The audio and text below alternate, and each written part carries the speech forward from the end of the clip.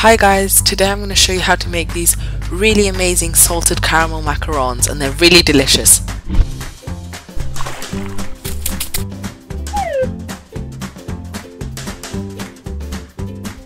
So into the bowl of a food processor you want to add your almonds.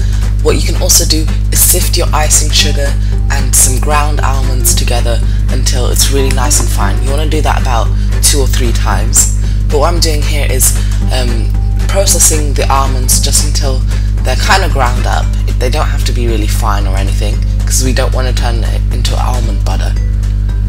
Next, add your powdered sugar in and carry on processing that until it's really nice and fine.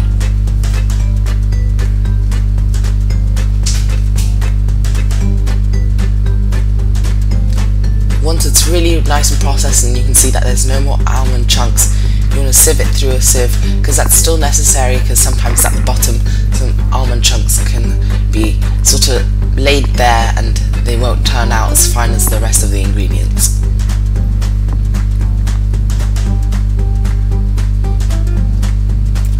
Next, just sort of mix that together. It doesn't have to be really combined or anything, I just like to do that.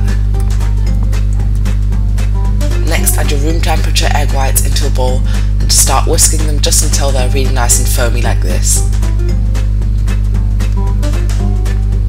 So once they're foamy, you can start slowly and gradually adding in your granulated sugar. You don't want to add that in all at once, otherwise it will sort of become really grainy and also you'll deflate most of the meringue mixture.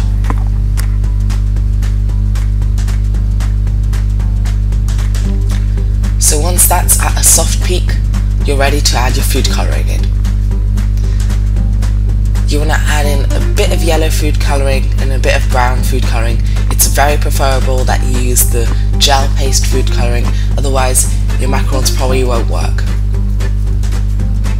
So once you've added those two, just mix it through and then you can decide what kind of a colour you want it to be by adding in more brown or more yellow. But you want to kind of aim for sort of like a caramelly colour like this.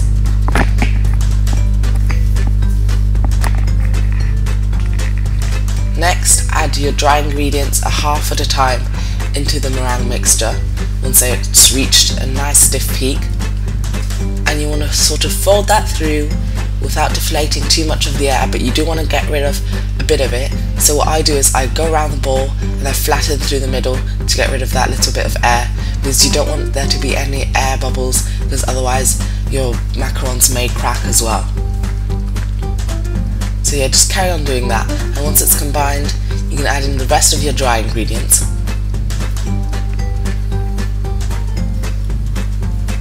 So now that you've added those in, just carry on folding. You want to fold it until it's sort of this kind of like a pasty texture like this. You don't want to go overboard, but you don't want to go way too little folding, because otherwise what will happen is your macarons will crack, which has happened to me like 20 times, so just keep that in mind. And now you can transfer that to a piping bag with a small round tip. You don't want it to be too large, otherwise you won't have enough control, but I'm using a number 12 tip here. And now just put in your macaron batter. As you can see, it's quite fluid to pipe with, but you'll get used to it after a while. So next, just pipe it onto a tray lined with some templates. I'm using a silicone mat here, but you can of course also use parchment paper, but don't use anything other than those two. And now that you've piped them all out, just bang it on the tray a couple times until it's all the air bubbles are released, and then let them dry for about 30 minutes, just until you can touch them without it sticking to your finger.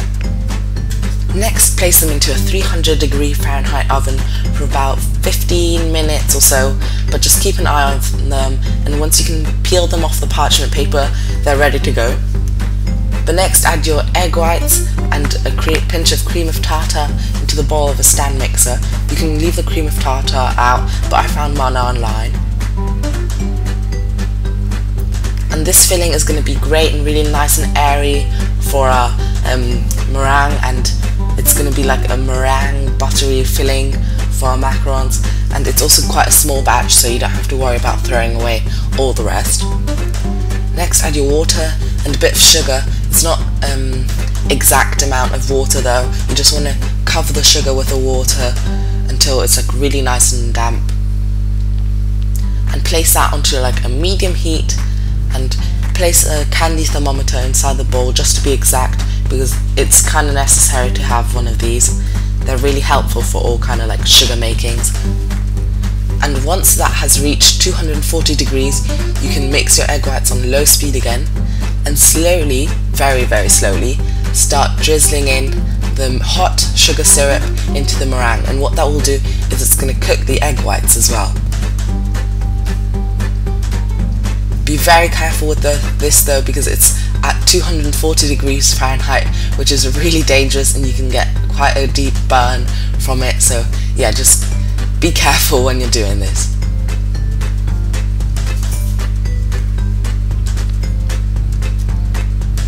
Once all the sugar syrup is added, you can turn up the speed and just mix that until it's a really nice and thick, stiff peak.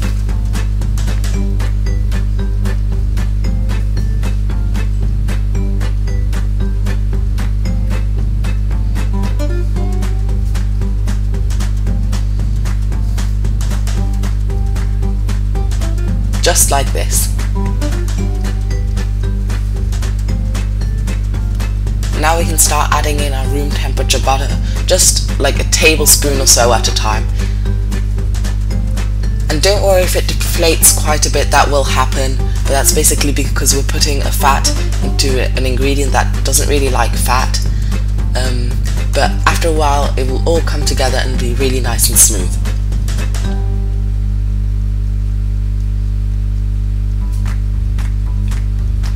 Now to make our salted caramel sauce filling, add some sugar and some water again into a bowl of a heavy bottom saucepan, and just mix those through until all the sugar is moistened. Now place that onto a medium heat again and wait for that to really get nice and cooked through. And if you can find some sugar crystals on the side, brush them down with a pastry brush with a bit of water on it, and that will help remove all kind of crystallization. And once that is a really deep golden brown colour, don't go too far though, you can start adding in your heavy cream. Do this a little bit at a time, because otherwise it won't be good. And then you can slowly start adding in your cold butter, which will also cool down our mixture. And you should be left with something like this. Now obviously we need to add some salt, because otherwise it wouldn't be salted caramel. So add in 3/4 of a teaspoon of salt. But don't forget, you can find all the ingredients down below in the description bar, just so that you don't have to watch through the whole video looking for the ingredients. And now I added in the salted caramel filling into the buttercream, just until it was really nice and fluffy like this. I transferred it to a pastry bag again. And then I just filled the macarons, and they were done. So I really hope you enjoyed this tutorial. I hope that you try them out because they're really delicious. And of course, you can subscribe and like this video and all of that stuff. So anyway, I'll see you in the next video. Bye!